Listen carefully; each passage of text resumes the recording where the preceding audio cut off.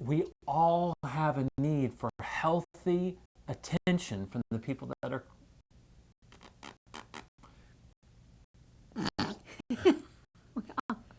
need for squirrel. Love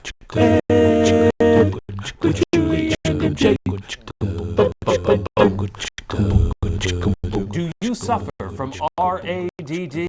not ADD.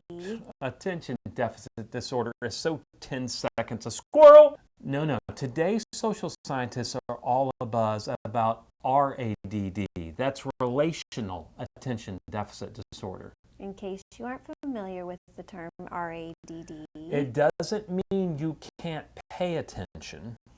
it means you can't get enough attention. If you have ADD, you may be prone to distraction. Oh.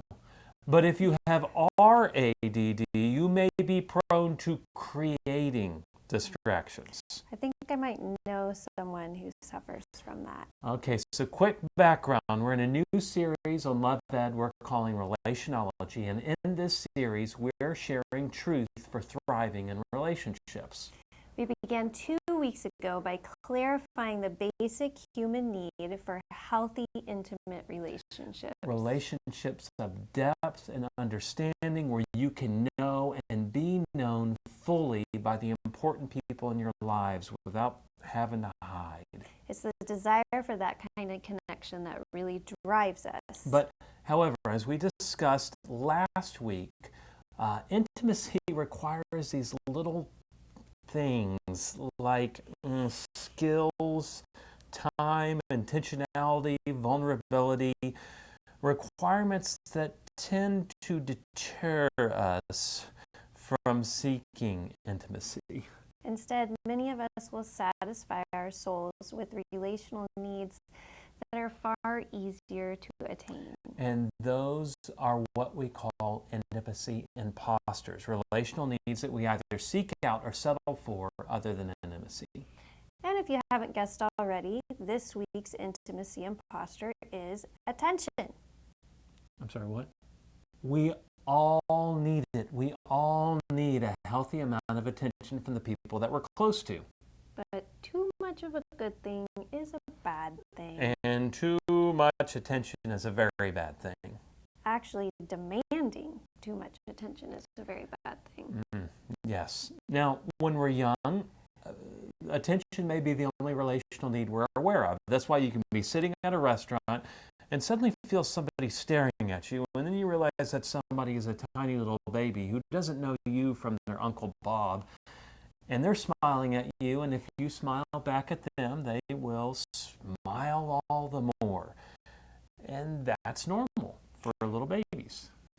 But when we grow up, we shouldn't be looking for attention from people we don't know sitting across a restaurant. You know, I think you just described the dating scene at clubs and bars perfectly. Yeah, well, and let's not even get started with social media and trying to get attention there. I might have tried that once or twice. Do people do that? I've heard of Is people that try what it. those likes are about? Look, there's lots of reasons why someone might suffer from RADD, but Julie and I are not therapists, so we cannot shrink you. I'm sure they're disappointed about that. Yes. But in our date night advice blog, we can help you recognize the symptoms of RADD in yourself or in others.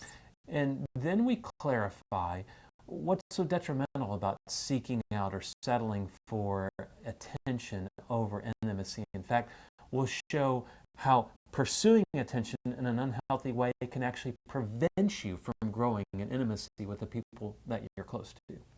Michael also shares the peekaboo principle, which can help wean you off of your desire for attention. Gee, do you have to pay money to get all this information? No. And lastly, we go to God's Word to find how we can discover a deeper satisfaction in the attention of God than we could ever get from some attractive stranger across the room.